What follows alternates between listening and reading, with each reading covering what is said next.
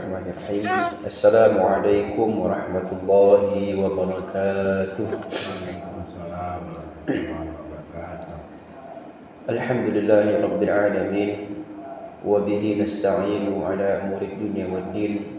Wassalatu wassalamu ala asyrafil anbiya'i wal mursalin wa ala alihi wa ashabihi ajma'in, amma ba'd. Bapak, saudara-saudara jemaah salat subuh Masjid As-Shadiqin yang dimuliakan Allah Subhanahu wa taala yang saya hormati, marilah kita senantiasa bersyukur kepada Allah Subhanahu wa taala atas segala nikmat yang Allah berikan kepada kita. Mudah-mudahan kita termasuk hamba-hamba Allah yang pandai bersyukur kepada Allah Subhanahu wa taala. Salawat serta salam tak lupa kita sanjung agungkan kepada Nabi Muhammad sallallahu alaihi wasallam, yang mana syafaatnya sama-sama kita nantikan di yaumil akhir kelak. Mudah-mudahan kita diakui sebagai umatnya dan di akhirat nanti mendapatkan syafaat dari beliau sallallahu alaihi wasallam atas izin Allah. Amin Allahumma amin. Hadirin rahimakumullah, alhamdulillah kita sudah berada di bulan Agustus, yang mana bulan ini adalah bulan hari ulang tahun kemerdekaan Republik Indonesia. Yang alhamdulillah tahun ini kita sudah berada di ke-81 tahun Indonesia merdeka. Maka seringkali kita bertanya, apa yang bisa kita lakukan untuk mengisi kemerdekaan ini? Maka ada jawaban yang sederhana tetapi dampaknya sangat besar. Yang pertama, merdekakan diri kita dari dosa. Kemerdekaan tidak ada artinya jika hawa nafsu masih menjajah hati kita. Mulailah dengan menjaga sholat, memperbanyak istighfar, meninggalkan hal-hal yang tidak benar dan tidak baik. Allah Subhanahu wa taala berfirman, A'udzubillahi minasyaitonirrajim. Innallaha la yughayyiru ma biqaumin hatta yughayyiru ma bi anfusihim. Sesungguhnya Allah tidak akan mengubah keadaan suatu kaum sampai mereka mengubah keadaan diri mereka. Quran surat Al-Ra'd ayat 11. Kemudian yang kedua, memakmurkan masjid.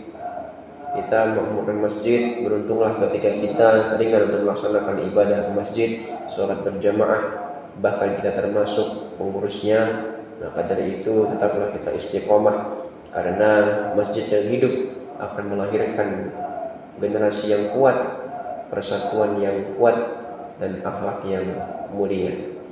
Kemudian yang ketiga, mendidik anak-anak kita dengan agama, generasi kita dengan agama. Bahkan Indonesia memiliki salah satu slogan, yaitu menginginkan generasi emas tahun 2045. Maka dari itu mendidik anak-anak merupakan salah satu cara kita untuk mengisi kemerdekaan ini, yaitu mendidik mereka dengan agama. Karena musuh terbesar sebuah bangsa bukan hanya kemiskinan, tetapi hilangnya akhlak yang mulia. Anak yang mencintai Al-Quran adalah pemimpin yang menjaga negeri esok. Maka dari itu mulailah kita mendidik anak-anak kita dengan agama, sehingga nanti di masa depan mereka berhasil, sukses, memiliki kebaikan-kebaikan yang juga diiringi dengan kebaikan agama. Kemudian yang keempat, memperkuat persaudaraan. Jangan mudah terpecah hanya karena berbeda pendapat, berbeda pilihan. Bangsa ini merdeka karena para ulama, para pejuang, para pahlawan, dan rakyat bersatu dalam tujuan yang sama, yaitu menghilangkan penjajah dari negeri kita. Rasulullah SAW bersabda, Al-mu'minu lil mu'min kal bunyan yashuddu ba'duhu ba'dha. Seorang mukmin terhadap mukmin lainnya bagaikan sebuah bangunan, satu bagian menguatkan bagian yang lain. Hadits Al-Bukhari dan Muslim. Rasulullah tidak mengibaratkan kita seperti pasir yang tercerai-berai, tapi seperti bangunan. Batu bata yang berdiri sendiri mudah runtuh, namun ketika disusun menjadi bangunan, ia mampu melindungi banyak orang. Karena itu jangan pernah merasa kecil ketika hadir ke masjid, ikut gotong royong menghadiri musyawarah atau membantu dengan tenaga dan doa kita. Mungkin yang kita anggap hanya satu langkah kecil, namun di sisi Allah itulah batu pertama yang sudah membangun peradaban. Bahkan di dalam Islam, di dalam Quran surat An-Nasr dijelaskan bahwa apabila datang sebuah kemenangan pada kita, maka bertasbihlah, beribadah kepada Allah. Maka dari itu mari kita isi kemerdekaan dengan amal, dengan persatuan, dengan ibadah, dan juga mendidik generasi kita untuk lebih baik ke depannya. Sebab kemerdekaan yang berkahi adalah ketika negeri ini semakin dekat kepada Allah, rakyatnya semakin makmur dan bersatu, pemimpinnya semakin amanah, dan masjid-masjidnya juga semakin makmur.